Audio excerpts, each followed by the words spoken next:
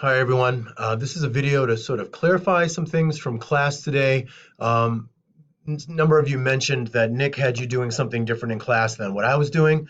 And so I talked with Nick and I just want to make sure that everything is clear.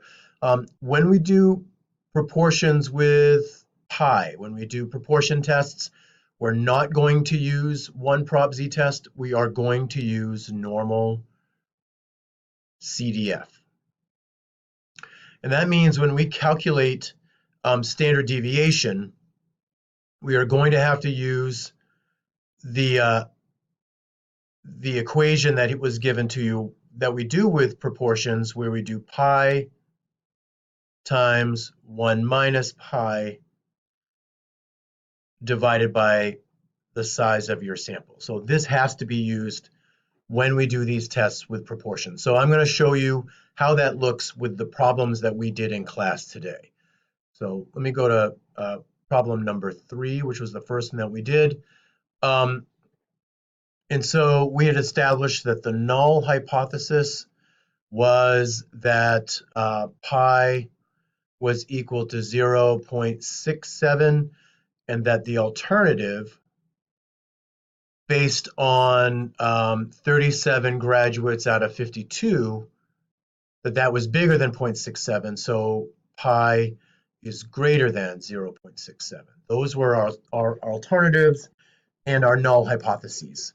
Now, I'm not going to talk about type 1 and type 2 error here. You're going to have to be able to do that yourself. But in order to calculate, we need to figure out the standard deviation. And so to do that, we got to use pi, which is 0.67, times 1 minus pi, all divided by, and in this case, right, our sample was 52, so we'll put 52 here. So in other words, we'll do square root of 0.67 times 0.33 divided by 52, and that will calculate our standard deviation that we'll use for normal CDF.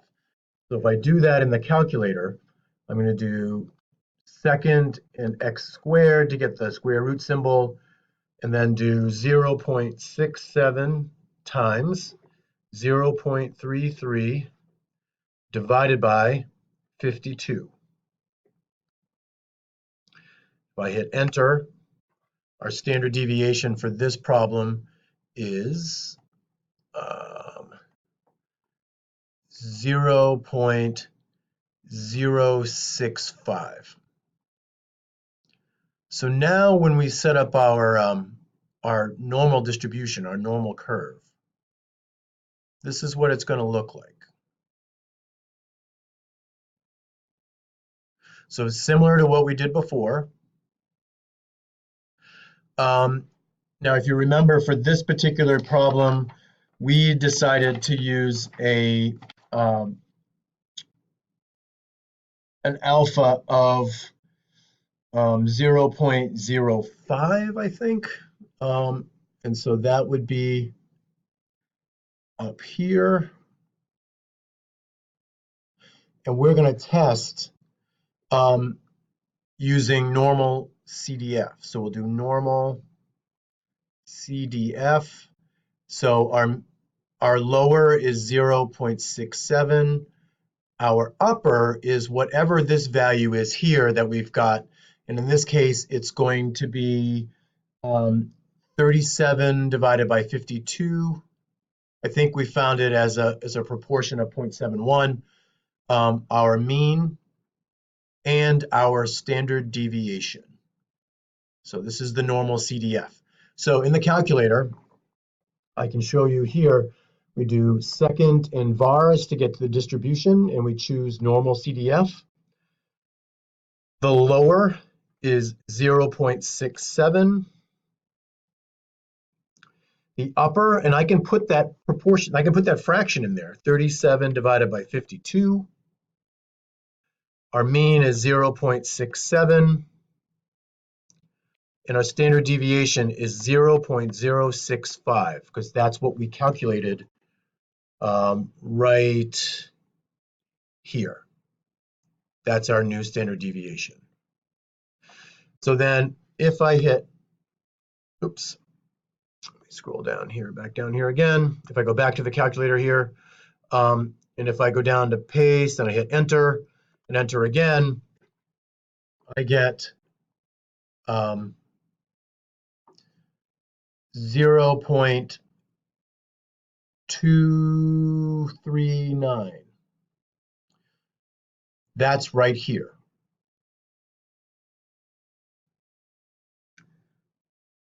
So then if we want to find out how much is in the tail, and this is going to be our p-value, I do 0.5 minus 0.239, and what we get is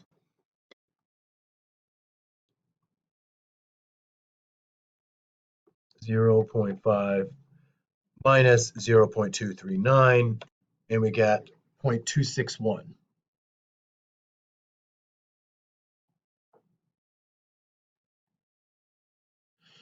Well, 0.261, that's our p-value,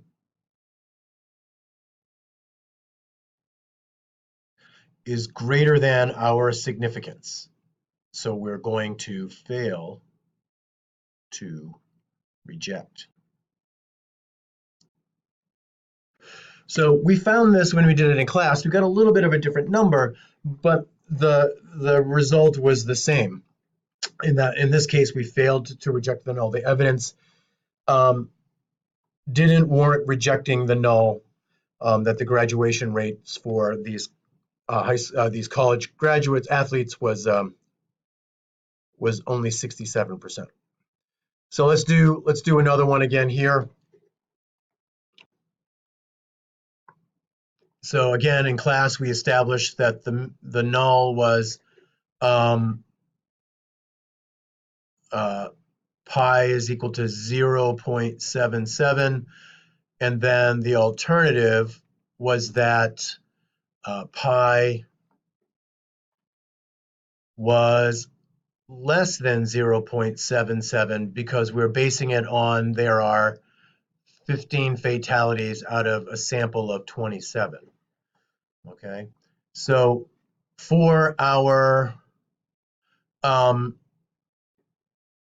significance, we had determined that we wanted to use 0.01. So we need to find our standard deviation. So we're going to do 0.77 times 1 minus 0.77 divided by the sample size of 27. So 0.77 times 0.23 divided by 27. And so when we go to the calculator,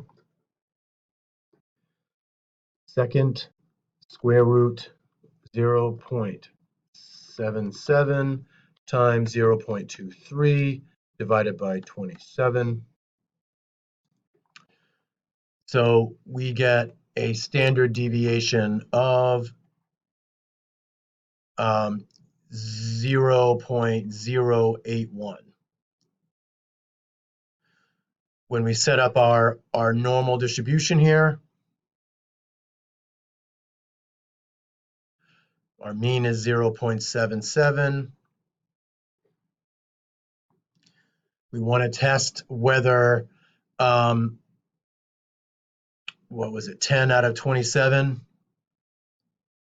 15 out of 27 represents something where we would reject or fail to reject the null. That's what we're trying to find. So we'll do normal CDF. We'll do 15 over 27. That's the lower bound. Here's the upper bound. Here's the mean. And then here's our standard deviation, 0.081. So in the calculator, we'll do second vars, normal CDF, and then we'll put in our values. Again, you can put in the ratio right here. So I'm going to do 15 divided by 27, hit enter. Our upper bound is 0.77. Our mean is 0.77. and our standard deviation is 0.081.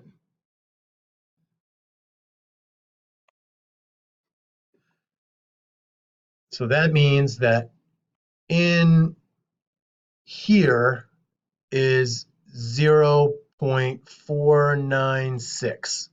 And so if I want to find out how much is in the tail, the p-value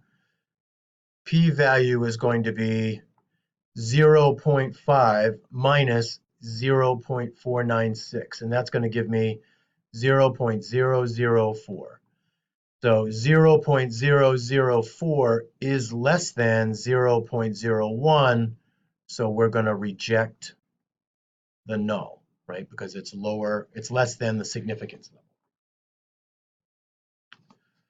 Okay, so you're going to have to figure out new standard deviations for all of these problems, which means you've got to use the equation pi times 1 minus pi all divided by n. And you're going to use normal CDF for all pi hypothesis tests. So in class on Wednesday, we're going to have a quiz, but I'm going to start off the class doing a couple more problems with this so that we get a chance to practice and hopefully you feel more comfortable. Thanks for watching. Sorry for the confusion, and we'll see you on Wednesday.